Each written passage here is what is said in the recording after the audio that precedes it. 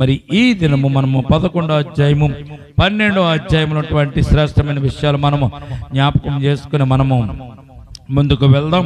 11వ అధ్యాయము 1వ వచనం 2వ వచనాన్ని ఈ సందర్భంలో నిర్గమాకాండము 11వ అధ్యాయము 1వ వచనం 2వ వచనం మనము చదువుదాం ఒకసారి. 1వ వచనం చదవండి, ప్రార్థన చేసుకుందాం. మరియు యెహోవా మోషేతో ఇట్లనెను, ఫరో మీదికిని ఐగుప్తు మీదికిని ఇంకొక తెగులు రప్పించదను, అటు తరువాత అతడు ఇక్కడ నుండి మిమ్మును పోనిచ్చును. చాలా చిన్న ప్రార్థన చేస్తారండి. ప్రేమల తండ్రి, కృపగల దేవందమనైనా ఇంతవరకు నీ బిడ్డలు సాక్ష్యం ఇచ్చారు. వారి సాక్ష్యాన్ని మీరు విని ఉన్నారు కనుక మీకు స్తుతులు స్తోత్రాలు తండ్రి.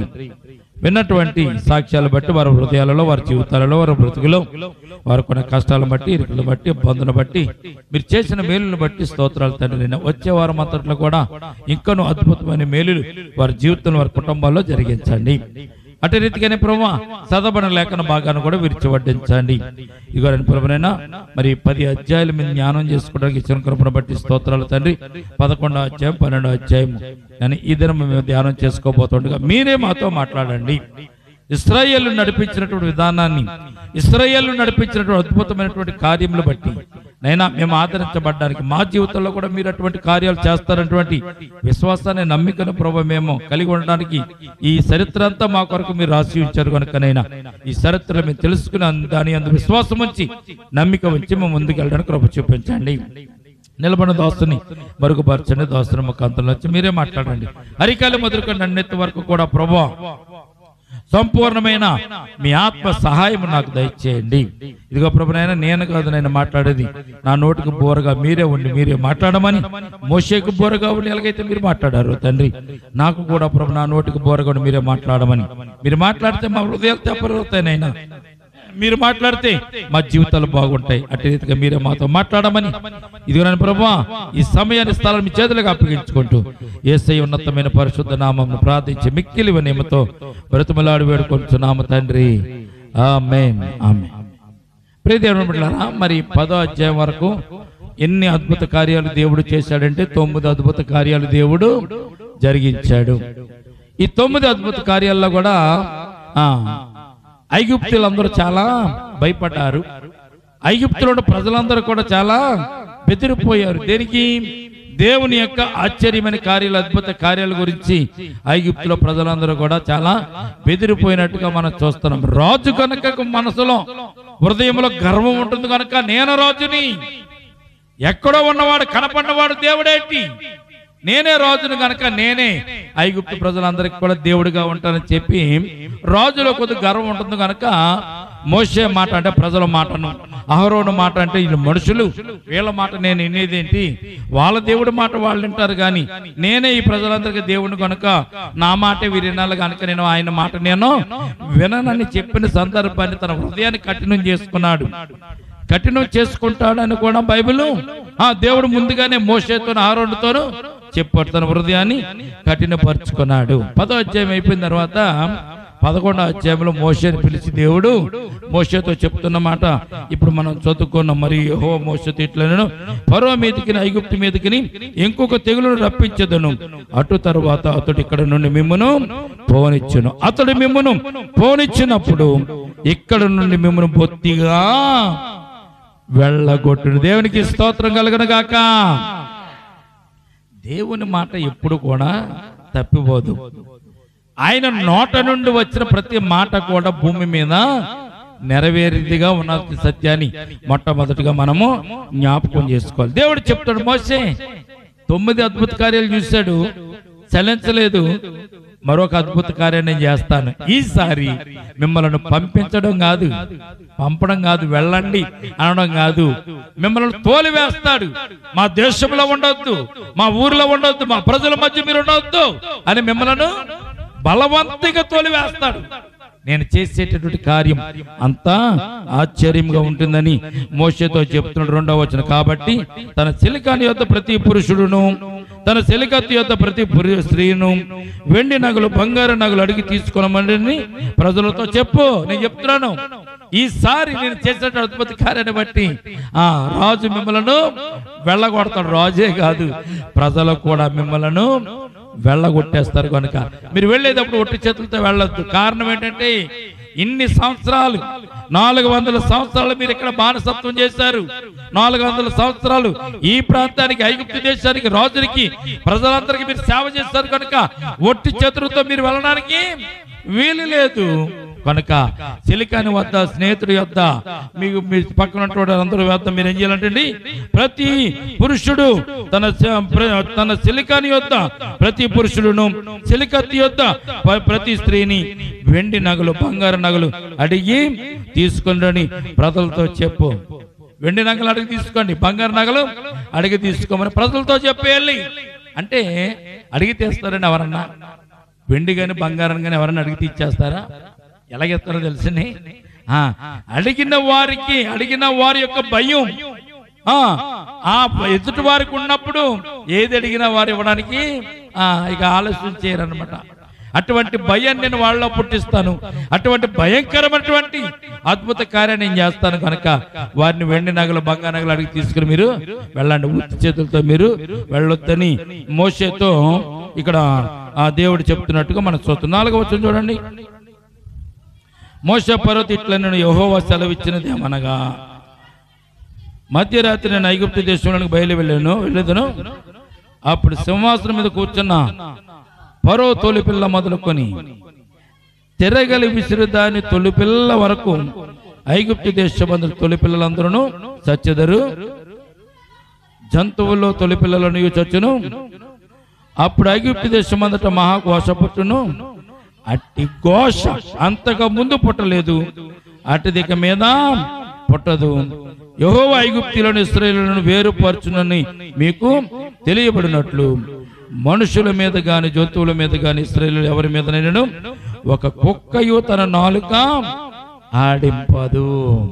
మోషేను పంపించాడు దేవుడు రాజుగారి దగ్గరికి, ఫరో రాజు దగ్గరికి పంపించాడు. రాజా, ఇప్పుడు ఇన్ని 9 అద్భుత కార్యాలు చేసిన కానీ మనసు చలించలేదు కాబట్టి దేవుడు మరొక అద్భుత కార్యం చేయడానికి అయినా ఇష్టపడుతున్నాడు. ఏమిటంటే ఇదిగో ఈ రాత్రి దేవుడు బయలుదేరి మీ ఐగుప్తులో ఉన్న ప్రతి ఇంటిలోనికి ప్రవేశిస్తాడు.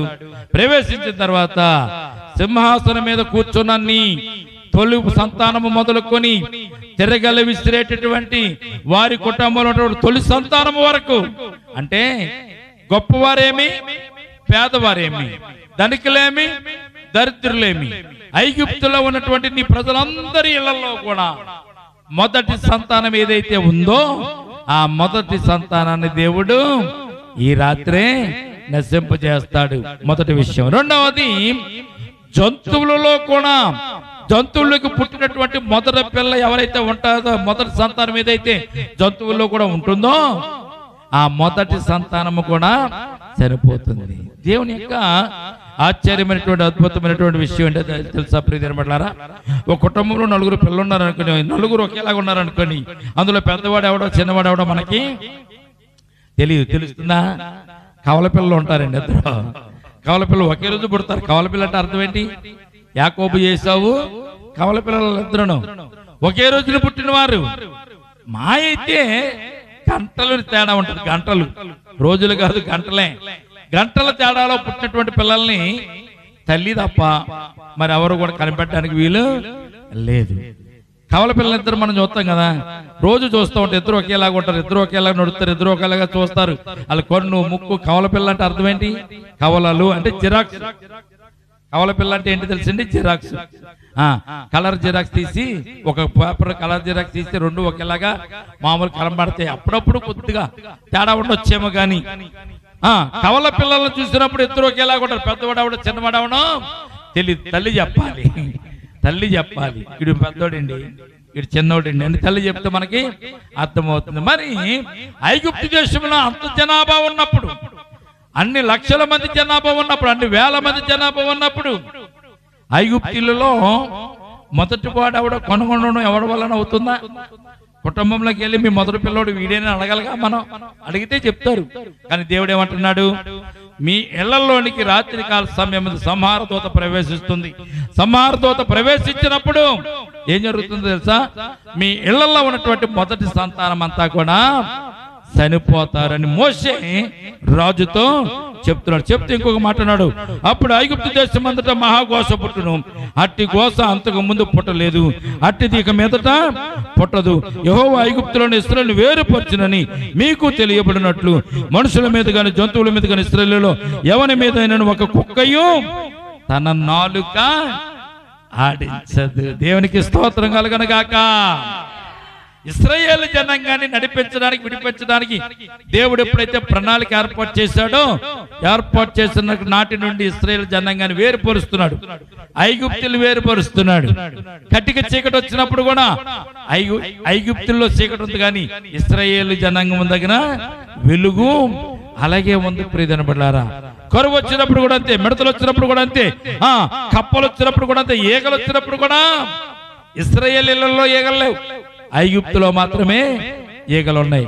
నీటిని రక్తంగా మార్చినప్పుడు కూడా ఇశ్రాయేలీయులు ఆ ట్యాంకుల్లో గాని వారు తాగుతున్న బాణంలో గాని నీటి కుళాయిలో గాని రక్తము లేదు, ఐగుప్తులోనే రక్తము ఉన్నది. యేసే తండ్రిని దేవుడు యేసుక్రీస్తు ప్రభువులు వారు చేసే అద్భుత కార్యాలన్నీ కూడా ఆశ్చర్యంగా ఉంటుంది. ప్రియమైన కనుక ఆఖరి అద్భుతమైన కార్యము, 10వ అద్భుతమైన కార్యం ఏంటంటే తెలుసండి, ఆ తొలుచూలు సంతానం అంతా కూడా చనిపోవడం అనేటువంటి విషయాన్ని దేవుడు జరిగిస్తాడని మోషే రాజుతో చెప్తున్నాడు. 8వ వచనం, అప్పుడు నీవు నీ సేవకులైన వీరందరూ కూడా నా యొద్దకు వచ్చి నాకు నమస్కారం చేసి నీవును నిన్ను ఆశ్రయించిన ఈ ప్రజలందరూ బయలు వెళ్ళుడని చెప్పుదురు, ఆ తరువాత నేను వెళ్ళుదనని మోషే అలాగూ చెప్పి ఫరో ఎదుట నుండి అత్యాగ్రహంతో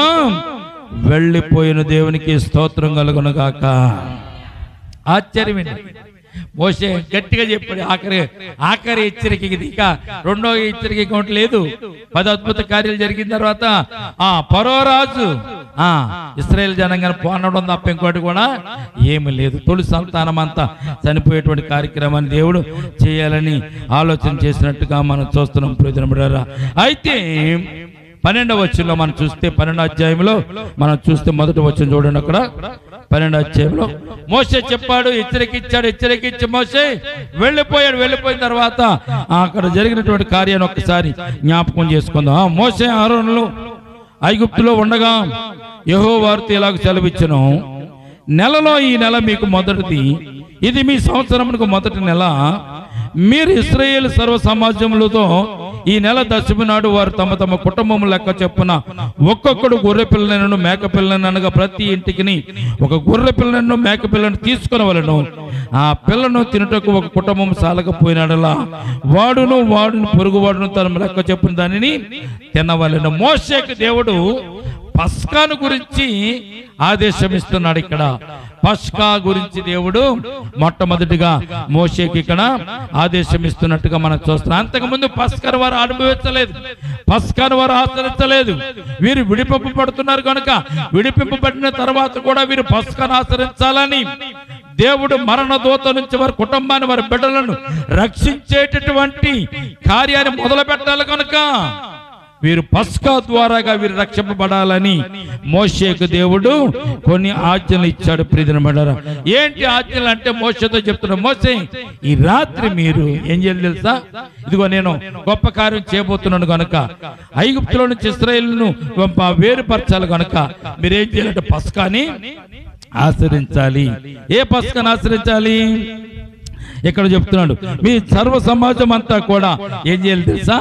రాత్రికాలం ఈ రోజు ఒక గొర్రె పిల్లను గాని మేక పిల్లను గాని తీసుకోండి, తీసుకుని దానిని వధించినప్పుడు వచ్చిన రక్తంలో కొంత రక్తము తీసుకుని మీరు గుమ్మాలు ఉంటాయి కదా, ఈ గుమ్మాలకి పైన అడ్డ గుమ్మానికి నిలువు 2 కమ్ములకి ఇస్సోపు కుంచుతో ఆ రక్తాన్ని మీరు ప్రోక్షించండి. ప్రోక్షించడం వల్ల మీకు కలిగేటటువంటి అద్భుతమైనటువంటి ఆశ్చర్య కార్యం ఏంటంటే మరణ దూత మీ ఇళ్లలోనికి స్వరపడదు అని బైబిల్ గ్రంథంలో చెప్తున్నాడు. చూడండి 6వ వచనంలో, నిర్దోషమైన ఏడాది గొర్రెపిల్లను తీసుకుని వలను గొర్రె పిల్లల నుండి మేకల నుండి దాన్ని తీసుకుని వచ్చును. ఈ నెల 14వ దినమున మీరు దానిని ఉంచుకొనవలెను. తరువాత ఇశ్రాయేలు సమాజం వారందరూ తమ కూటములలో సాయంకాలం మందు దాన్ని చంపి దాని రక్తము కొంచెం తీసి తాము దాన్ని తిని ఇండ్ల ద్వారా బంధుల మీద 2 నిలువు కమ్ముల మీద పై కమ్మి మీద చల్లి ఆ రాత్రి వారు అగ్ని చేత కాల్చబడిన ఆ మాంసమును పొంగన రొట్టెలను తినవలెను. ఆ తినేది కూడా సేదు కూరలతో దానిని తినవలెను.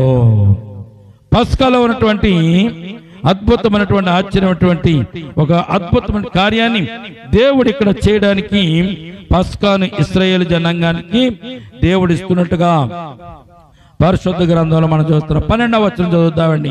ఆ పస్కాను గురించి దేవుడు చెప్తున్నటువంటి విషయాన్ని మనం చూద్దాం. రాత్రి నేను ఐగుప్తు దేశం మందు సంచరించి ఐగుప్తు దేశం మందు మనుషులను గాని జంతువులను గాని తొలి సంతతంతయో అతము చేసి ఐగుప్తు దేవతలందరికీ తీర్పు తీర్చెదను. నేను యెహోవాను. మీరున్న ఇండ్ల మీద రక్తము మీకు గుర్తుగా ఉండును. నేను ఆ రక్తమును చూసి మిమ్మను నశింప చేయక దాటిపోయేదును. నేను ఐగుప్తు దేశమును పాడు చేస్తుండగా మిమ్మను సంహరించుటకు తెగులు మీ మీదికి రాదు.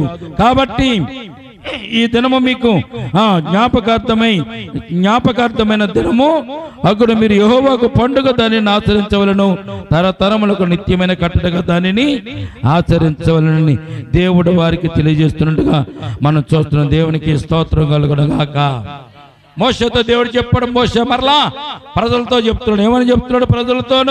ప్రజలతో దేవుడు చెప్తున్న మాట 21వ వచనంలో మనం చూస్తాం. కాబట్టి మోషే ఇశ్రాయేలు పెద్దలందరినీ పిలిపించి వారి తిట్ల నుండి మీరు మీ కుటుంబములు చెప్పున మందుల నుండి పిల్లలను తీసుకుని పస్కా పశువును వధించుడి.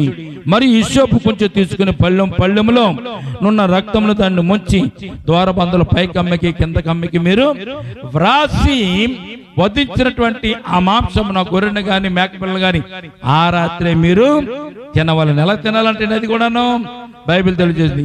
మీ నడుమును కట్టుకుని త్వరగా తెల్లవారే వరకు మాంసం ఉండకుండా మీరు తినాలి. రెండవ మాట ఏంటంటే, మీరు ఆ రాత్రి సంహార దూత మీ ప్రాంతంలో సంచరించుతున్నప్పుడు ఎవరు కూడా గుమ్మము దాటి బయటకు రాకూడదని దేవుడు వారికి సెలవిచ్చినట్టుగా మనం చూస్తున్నాం. దేవునికి స్తోత్రం కలుగునుగాక. దేవుడు కార్యం చేయ మొదలు పెట్టాడు. 29వ వచనం నుంచి మనం చదువుదామండి. 29వ వచనం చూస్తే 12వ అధ్యాయము 29వ వచనం నుంచి మనం చూస్తే దేవుడు కార్యం చేయ మొదలు పెట్టాడు. అర్ధరాత్రి వేళ జరిగినది ఏమనగా, సింహాసనం మీద కూర్చున్న ఫరో మొదలుకొని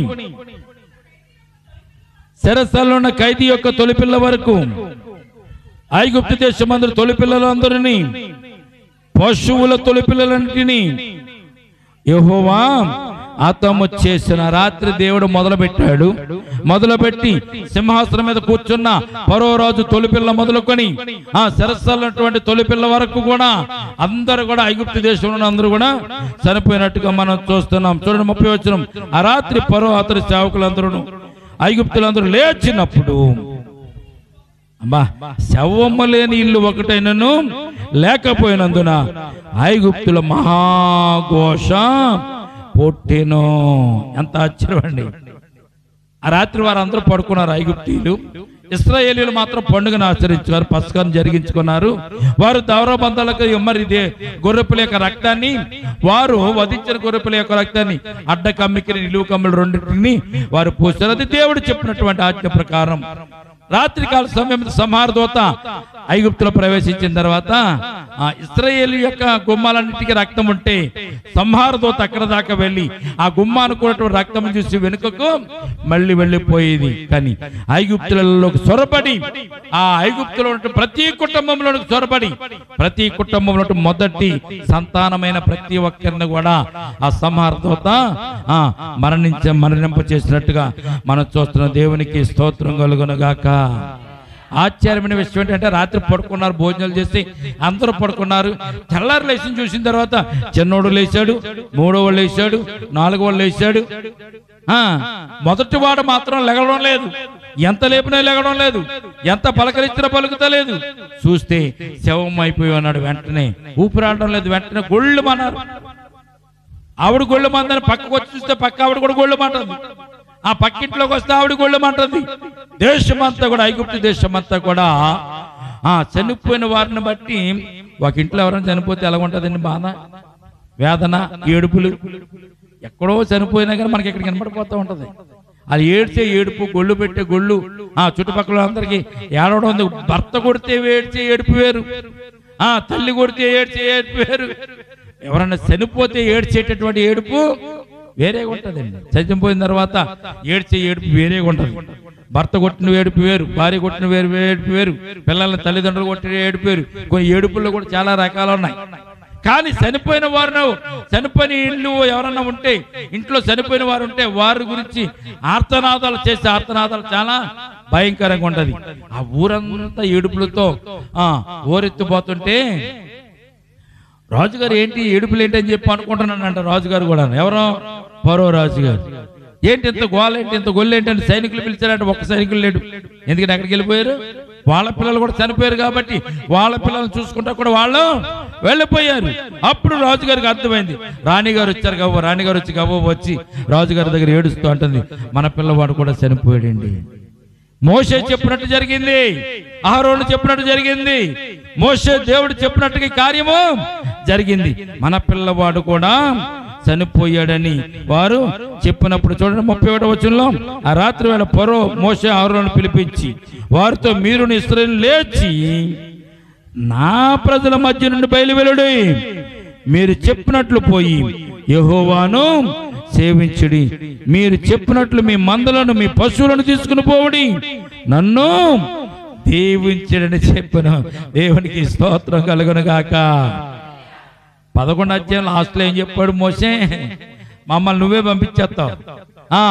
ఈ 10వ తెగులు మామూలు తెగులు కాదు, ఇది అద్భుతమైనది, దేవుడు ఆశ్చర్యమైన కార్యం. ఐగుప్తులో ఉన్న తొలి సంతానం అంతా సరిపోతుందంటే రాజుగారు ఏమనుకున్నాడంటే, తొలి సంతానం అంతా తెలవాలి కదా వాళ్ళకి. నా ఇంట్లో నా తొలి సంతానం ఏంటో ఆ సంహార దూతకు తెలవాలి కదా. ఐగుప్తులో ఉన్న దేశంలో ఉన్నటువంటి ప్రతి ఇంట్లో, ప్రతి గృహంలో కూడా ఉన్నటువంటి తొలి సంతానం ఏంటో తెలవాలిగా సంహార దూతకి అని రాజుగారు తక్కువ అంచనా వేశాడు దేవుణ్ణి. మనం కూడా దేవుని తక్కువ అంచనా వేస్తూ ఉంటాం అప్పుడప్పుడు. దేవుడు చేస్తాడేంటి ఈ పని, దేవుడి వల్ల అవుతుందేంటి, దేవుడు ఇటువంటి కార్యాలు కూడా చేస్తాడా అని అప్పుడప్పుడు మనం దేవుని కూడా తక్కువ అంచనా వేస్తూ ఉంటాం. కానీ దేవుని తక్కువ అంచనా ఎప్పుడు వేయకుండామ్మా. ఆయన అన్నీ తెలుసు, ఆయనకి దేవునికి తెలియదని మనం ఏం చేసినా ఆయనకి తెలుస్తుంది.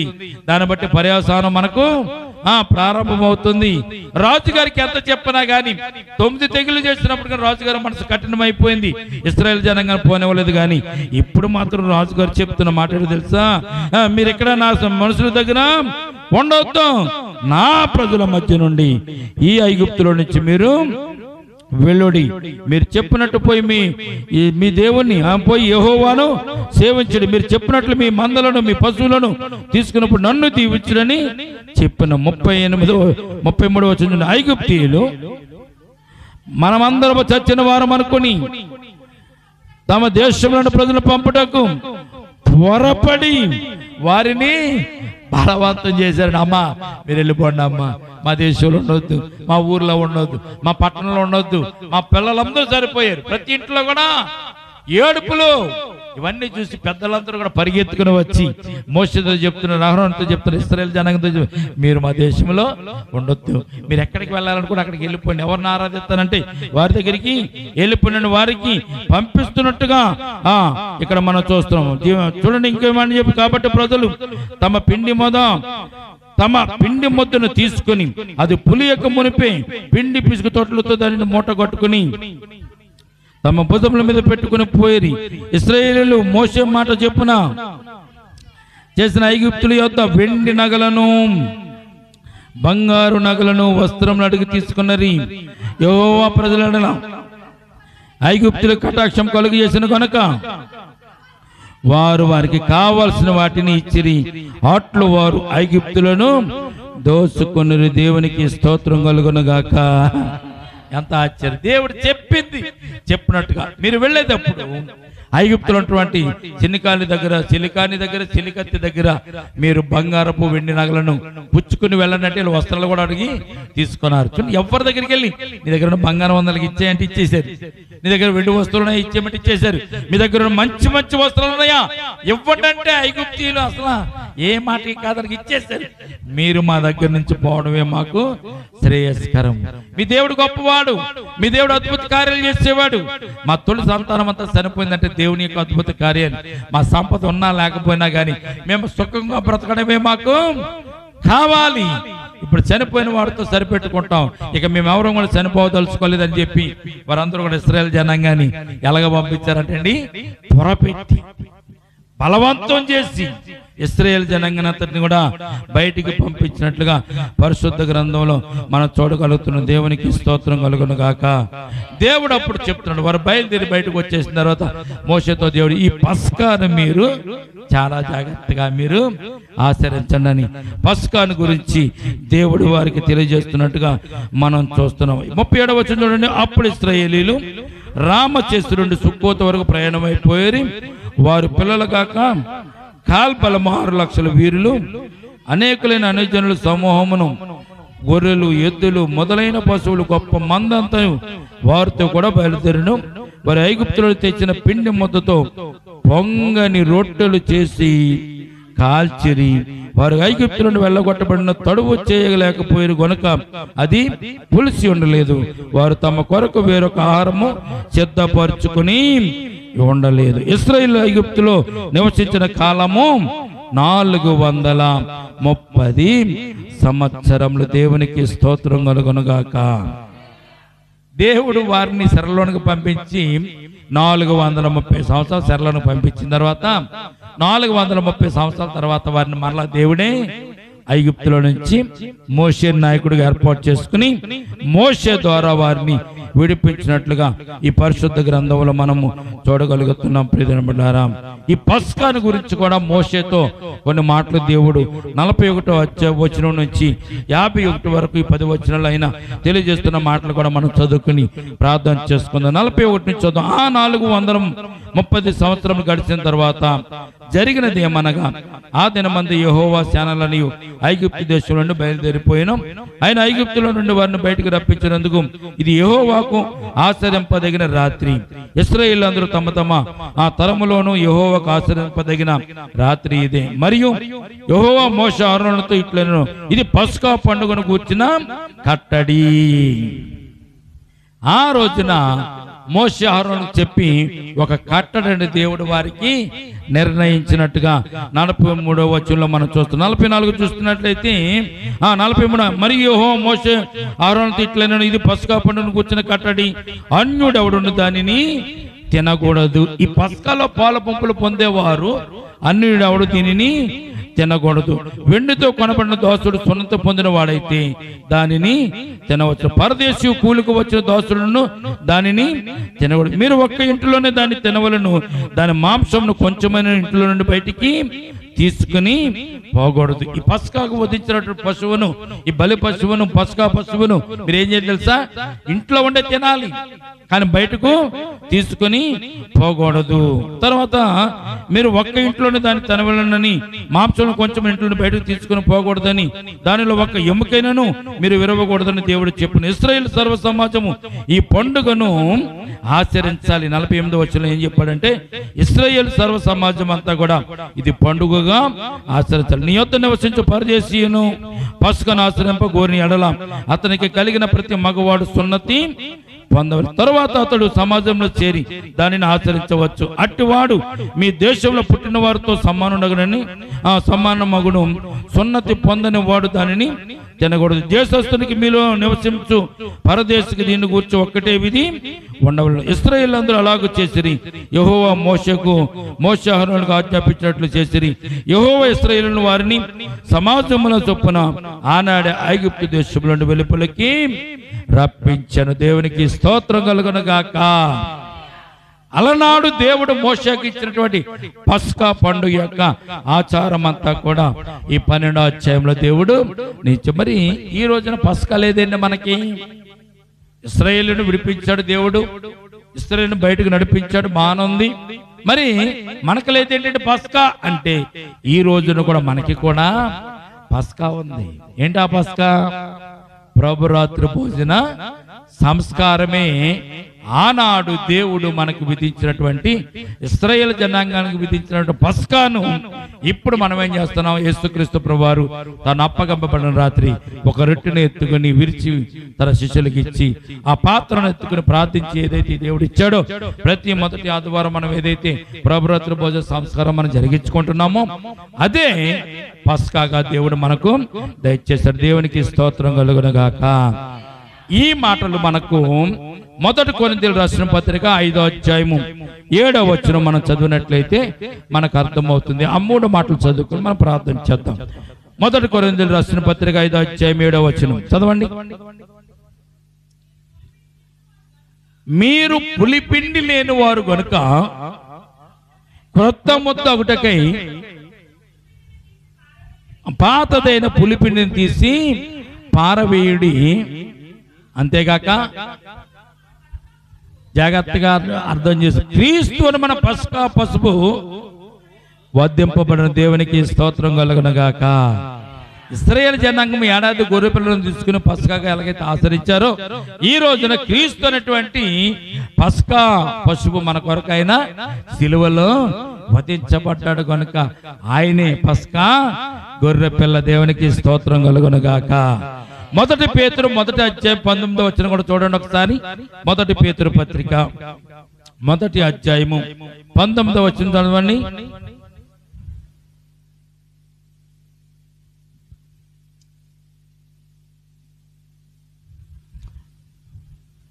మొదటి పేతురు 1వ అధ్యాయం 19వ వచనం. అమూల్యమైన రక్తము చేత అనగా నిర్దోషమును నిష్కళంకమునగు గొర్రె పిల్ల వంటి క్రీస్తు రక్తము చేత మీరు విమోచింపబడతారని మీరు ఎరుగుదురు కదా. మనం ఎలా రక్షింపబడ్డాం?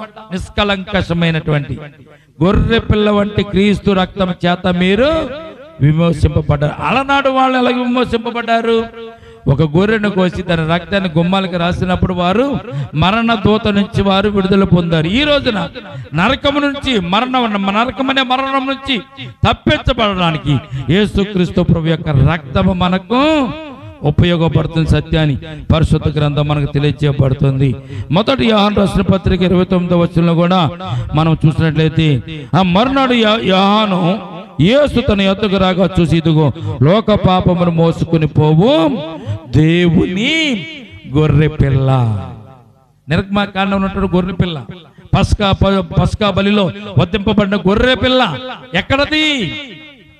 పరలోకము నుంచి భూమి మీద దిగి వచ్చినటువంటి యేసుక్రీస్తు ప్రభు వారి ఆ గొర్రె పిల్లని యోహాను భక్తుడు యోర్దాను నదిలో బాప్తిసాలు ఇస్తూ యేసు ప్రభు వారు బాప్తిసం పొందడానికి వచ్చినప్పుడు చెప్పబడినటువంటి మాట మొదటి అధ్యాయం 29వ వచనంలో మనం చూస్తున్నాం. కనుక అలనాడు ఇశ్రాయేలు జనాంగం పస్కాను వారు ఆచరించారు.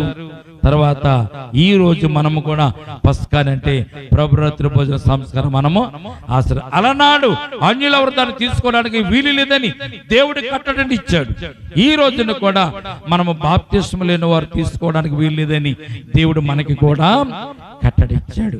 పాత నిబంధనకి క్రొత్త నిబంధనకి దేవుడు అద్భుతమైనటువంటి పోలికలను మనకు దేవుడు రాసి ఉంచాడు, దాసి ఉంచాడు. కనుక వాటిని చదువుకుంటూ ముందుకు వెళ్ళడం మన యొక్క బాధ్యత. కనుక అటు రీతిగా దేవుడు మనకు పస్కాను దయచేశారు. ప్రభురాత్రి భోజన సంస్కారం ద్వారా పస్కాను మనకి ఇచ్చారు. అందుకే ప్రతి మొదటి ఆదివారం మనము ఇలుగుంటే ప్రతి ఆదివారం తీసుకోవచ్చు, లేదంటే మొదటి ఆదివారం అందరూ వస్తారు కనుక మొదటి ఆదివారం మనము ఆ నెలలో మొదటి ఆదివారం మనము ఆ పస్కాను ఆచరిస్తున్నాం. కనుక ఇది పస్కాకి సంబంధించిన దేవుని యొక్క వర్తమానం. కనుక ఆఖరి అద్భుతమైన తెగులేంటండి? తొలి సంతానం అంతా కూడా నశింపచేయడం. ఆ కార్యం చేస్తేనే గాని ఐగుప్తు రాజు ఫరో ప్రజలను బయటికి వెళ్ళిపోమనలేదు. కనుక దేవుని కార్యాలు అద్భుతంగా ఉంటాయని సత్యాన్ని ఈ 10వ తెగులను బట్టి, 10వ అద్భుత కార్యాన్ని బట్టి రాజు చూస్తాడు, ప్రజలందరూ చూస్తారు. దేవుడు చెప్పినట్టుగా జరిగినట్టుగా పరిశుద్ధ గ్రంథంలో మనం చూడం. కనుక మనం దేవుని ఆశ్రయిద్దాం, దేవుని మాటలు విందాం, దేవునితో మనం నడవడానికి ప్రయత్నం చేద్దాం.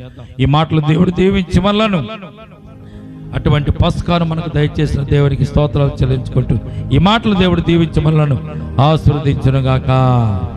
తల వంచండి, చిన్న ప్రార్థన చేస్తారు. ప్రేమల తండ్రి, కృపగల దేవ, వందనమైన అలనాడు ప్రభా ఇశ్రాయేలు జనాంగాన్ని విడిపించి, నడిపించి, తప్పించి 430 సంవత్సరాలు చెరలో ఉన్నటువంటి వారిని నైనా ఒక్క దినాన్నే ప్రభు అద్భుతంగా ఇదిగో ప్రభునైనా ఆ బానిసత్వం నుంచి, బానిసపు సంఖ్యల నుండి వారిని విడిపించినటువంటి గొప్ప దేవుడు, స్తోత్రమునైనా. ఇదిగో నేను ప్రభు అద్భుతంగా, ఆశ్చర్యంగా ప్రభునైనా ఇశ్రాయేలు జనాంగాన్ని విడిపించాడు. ఐగుప్తుల ప్రజలందరూ కూడా ఇశ్రాయేలు జనాంగం ఏది అడిగితే అది ఇచ్చారు తండ్రి.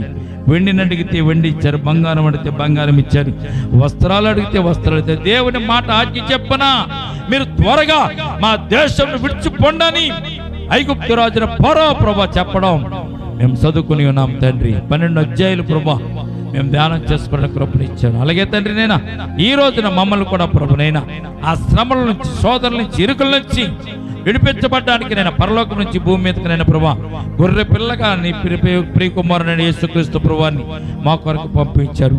నేను ఆ యేసుక్రీస్తు ప్రభు గొర్రె పిల్లగా తల వంచుకొని సిలువ మీద మాకు వరకు ప్రాణం పెట్టి బలి యాగమై ఆయన కాచిన రక్తమును బట్టి మాకు స్వస్థత, విడుదల కలిగించారు తండ్రి. మాకు రక్షణ దయచేస్తావు తండ్రి.